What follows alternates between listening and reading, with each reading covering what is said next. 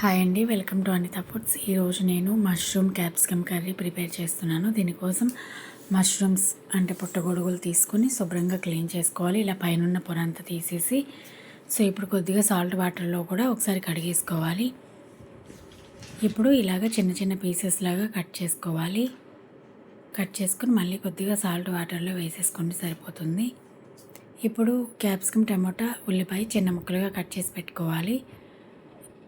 ఇప్పుడు stove on చేసి కడాయి పెట్టుకుని 2 స్పూన్ల ఆయిల్ వేసుకుని కాగిన తర్వాత పోపు దినుసులన్నీ వేసుకోవాలి.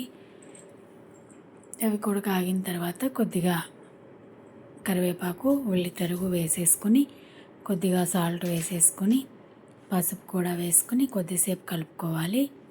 తర్వాత ఈ టమోటా క్యాప్సికమ్స్ కూడా యాడ్ చేసుకుని 1 నిమిషం వేగిన తర్వాత ఈ మష్రూమ్ ముక్కలు కూడా వేసేసుకొని కొద్దిసేపు వేగిన తర్వాత కొద్దిగా కారము అలాగే అల్లం వెల్లుల్లి పేస్ట్ వేసేసుకొని ఉప్పు కూడా చెక్ చేసుకుని ఇప్పుడు యాడ్ చేసుకోవచ్చు తక్కువైతే.